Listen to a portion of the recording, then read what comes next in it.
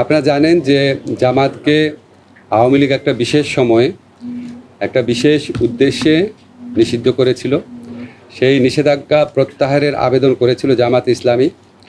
তারপর আমাদের home ministry থেকে আবেদনের প্রেক্ষিতে সিদ্ধান্ত এসেছে যে নিষেধাজ্ঞা প্রত্যাহার করা হচ্ছে। আমাদের আইন মন্ত্রণালয়ের কাছে পাঠানো হয়েছে ভেটিংয়ের জন্য। ভেটিং মানে হচ্ছে টেকনিক্যালিটিস দেখা। নিষেধাজ্ঞা প্রত্যাহারের যে কাগজটা আছে সেখানে শব্দ চয়ন ঠিক আছে কিনা, ভাষা চয়ন ঠিক আছে কিনা, আইন অনুযায়ী কিনা। আমাদের আইন মন্ত্রণালয়ের এই ক্ষেত্রে কোনো নীতিগত সিদ্ধান্ত নেওয়া বা না নেওয়ার অবকাশ নাই। এখন আপনারা বলতে পারেন যে জামাতের নিষেধাজ্ঞা প্রত্যাহারের ব্যাপারে স্বরাষ্ট্র মন্ত্রণালয় যে সিদ্ধান্ত নিয়েছে ওটার প্রেক্ষাপটটা কী। আপনারা সবাই জানেন যে আমাদের সমাজে কিছু মহল থেকে বহু বছর যাবৎ জামাত ইসলামীকে নিষিদ্ধ করার দাবি উঠত, বহু বছর যাবৎ। আমি ঠিক বেঠিক ওখানে যাচ্ছি না।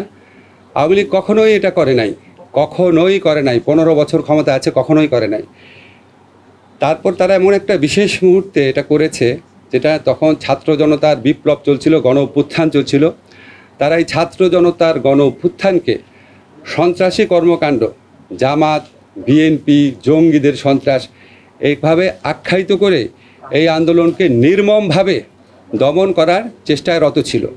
এবং আমাদের স্বরাষ্ট্র মন্ত্রণালয়ের পক্ষ থেকে পরীক্ষা করে দেখা হয়েছে তারা যে সন্ত্রাসী হিসাবে জামাত, বিএনপি, জঙ্গিকে আখ্যায়িত করেছিল, ওই ন্যারেটিভের পার্ট হিসাবে তারা জামাতকে সন্ত্রাসী সংগঠন হিসাবে হঠাৎ করে ঘোষণা করে একটা প্রজ্ঞাপন জারি করে। তা আমরা তো আওয়ামী লীগ যে ছাত্র জনতার গণবিপ্লবকে সন্ত্রাসী কর্মকাণ্ড বলতে চেয়েছে, সেই ন্যারেটিভের পার্ট তো আমরা হতে পারি না। আমরা মনে করি আওয়ামী লীগ কোনো নীতিগত অবস্থান থেকে জামাতকে নিষিদ্ধ করে নাই। আওয়ামী লীগ রাজনৈতিক অপকৌশলের জন্য ছাত্র জনতার বিপ্লবকে নির্মমভাবে দমন করার জন্য এই ইস্যুটাকে এইভাবে ব্যবহার করেছিল। তা আমরা ছাত্র জনতার গণ অভ্যুত্থানে পরাজিত এবং প্রত্যাখ্যাত একটি দলের অন্যায় ন্যারেটিভের পার্ট হতে পারি না। এটাই হচ্ছে আমাদের বক্তব্য। এবং আমাদের স্বরাষ্ট্র মন্ত্রণালয় থেকে তারা পরীক্ষা নিরীক্ষা করে দেখেছে আওয়ামী লীগের পক্ষ থেকে ছাত্র জনতার গণবিপ্লবকে যেইভাবে সন্ত্রাসী কর্মকাণ্ড আখ্যায়িত করা হয়েছিল, জঙ্গি কর্মকাণ্ড আখ্যায়িত করেছিল, এটার পার্ট হিসাবে জামাতকে নিষিদ্ধ করা হয়েছিল। এই ন্যারেটিভটা সত্যি না, সেটা ছাত্র জনতার বিপ্লব ছিল।